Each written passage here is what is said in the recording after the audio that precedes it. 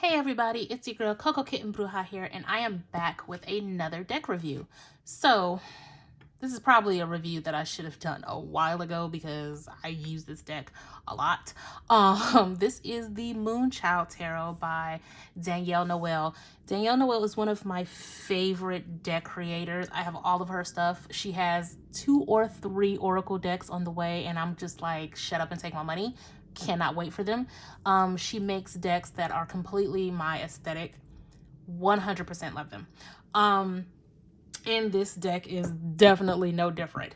I will link her other decks in the description of this video. So it is a 2-part box. Actually, before we even get into the actual review,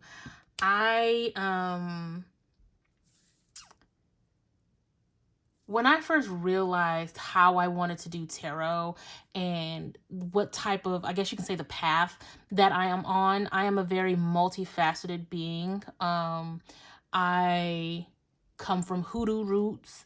I recognize the starseed within myself. I practice alchemy. There's a lot of different facets to me as a spiritual being. And I feel like when it comes to Danielle Noel's decks, they very much tap into the starseed slash aesthetic witchy vibes that I resonate with. So with having her 2 previous Oracle decks and having her Star Child Tarot, which I'll do the review for after this one, it just made sense to get the Moonchild Tarot as well, and I have not been disappointed. So now we can get into the review. I said all of that to say that I connected with this deck immediately. 2-part box, which you guys know I love, but come on, look at that. What? Just gorgeous. I love it so much. I'm a whole stan for Danielle Noel. And Rebecca Campbell, because she does things in tandem with her too. So I'm going to put this down. Now, the thing about this deck, it is an 81 card deck. You heard me right, 81, not 78. 81, because she has 3 extra major arcana cards, and we'll get into that shortly.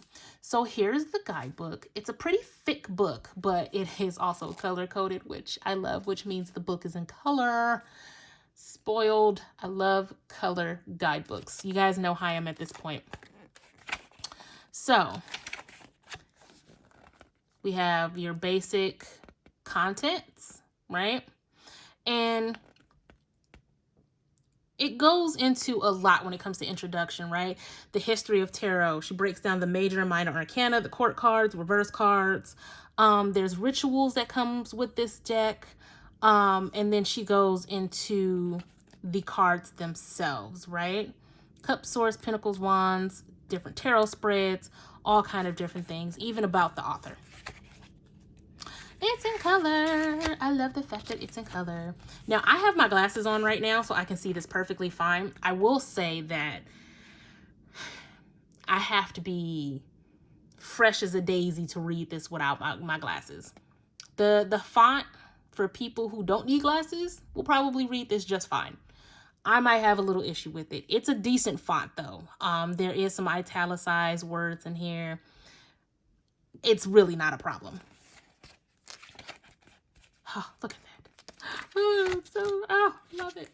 Guys, I'm sorry. I love her aesthetic so much. And the detail that she puts into her guidebooks, which she has her own guidebook.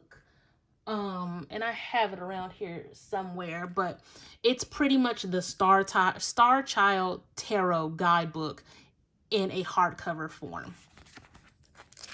But let's go ahead and get into the way the cards look in the book.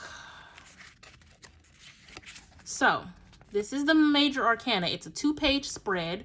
You have a picture of the card. I'm going to turn down the light to see if that helps with the glare. Okay, yeah.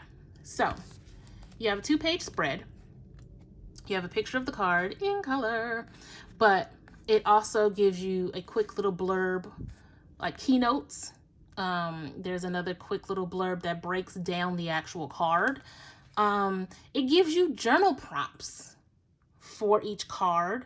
It gives you the astrological signs, or planets. The Magician is the serious card. I'm gonna have to pull that up later. And gemstones, which this one would be moldavite and emerald. Then we go into the breakdown of the card plus the reversed meaning. So it's very, it really just breaks it down. It's concise enough to where you still get everything you need from the explanation of the card. And then it breaks down all of the major arcana here. Now, it also breaks down the extra 3 cards, which is Shadow Work, Divine Wisdom, and Moonchild. It breaks it all down here. And then it breaks it down as if it's a major arcana card, which is super, super dope, right?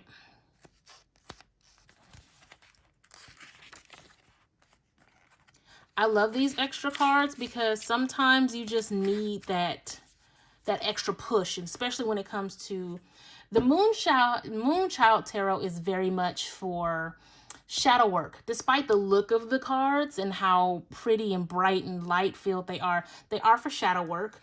They could be used for anything, but the intent of the cards when they were made were more for shadow work, whereas the Star Child is for your star seed, your light worker, right? And then when you go into the minor arcana, there's no breakdown for astrology or gemstones, but there is the journal prompts and kind of like an affirmation. If you guys can see that. It's a very comprehensive book in a small size. I dig it. I respect the guidebook. I love it, right? So now let's get into the actual cards. Y'all gonna have to bear with me because these nails are long. I love them so much, but they're long. Okay, so let's just look at the major arcana. These cards, I just love them. I love them. They are diverse. You're going to see a little bit of everybody in these.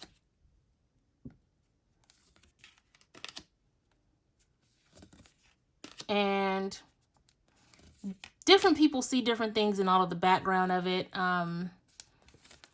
There's enough color to pull from the numerology of it. There's a lot that can be found. I love that strength card. There's a lot that can be found within the imagery of these cards. I just love them. I love the imagery.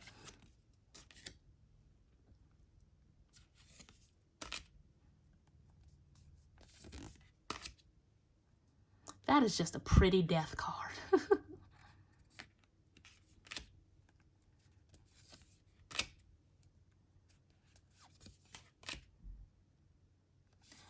And as always, let me know in the comments if this is a deck that resonates with you, if it doesn't.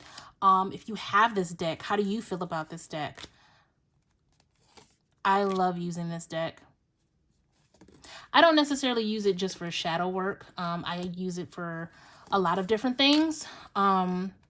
They very much work well in tandem with her oracle cards, but I feel like this particular tarot deck would work well with any oracle card. One that had more like a broader audience to it. If you have a very, very niche oracle, it may not work, but overall, look at that, right? You got your pentacles, your swords, your cups, and your wands, right? Really, really awesome things when it comes to this deck. I'm gonna see if I can shuffle y'all, but I absolutely stand this deck. It's a good beginner deck. I feel like this deck is great for all skill levels. Oh no! I feel like it's pretty easy to connect to this deck, unless, you know, this type of aesthetic really isn't your thing, which, you know, is understandable. So I'm just going to shuffle as best as I can and then pull. If we have too many cards in succession, then... Oh, never mind. You got one more? What y'all got?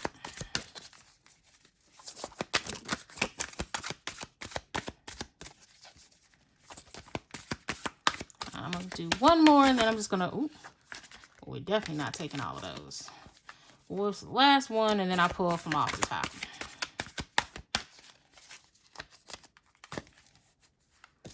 So, we got the Queen of Swords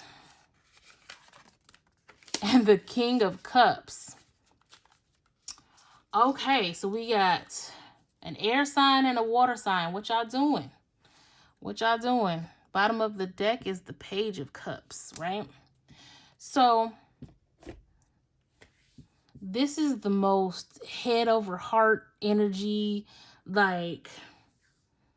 There's a power couple at play. Like, I don't know who this air sign and this water sign is, but I mean, you guys are both looking in the same direction. You're both on the same page.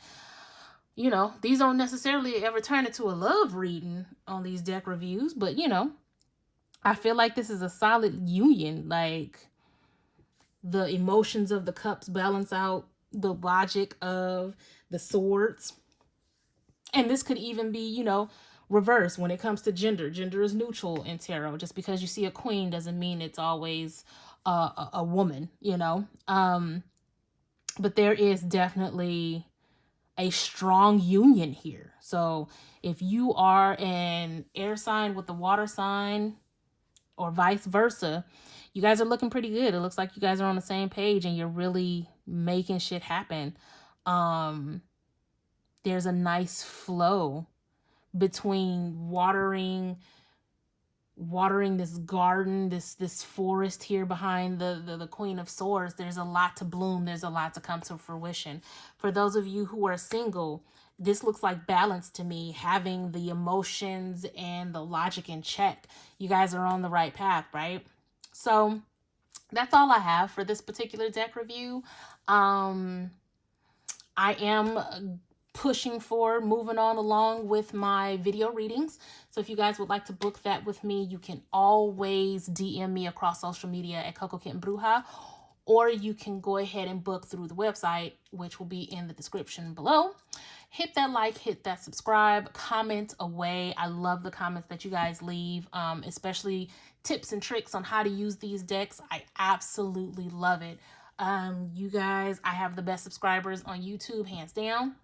And until next time, guys, peace.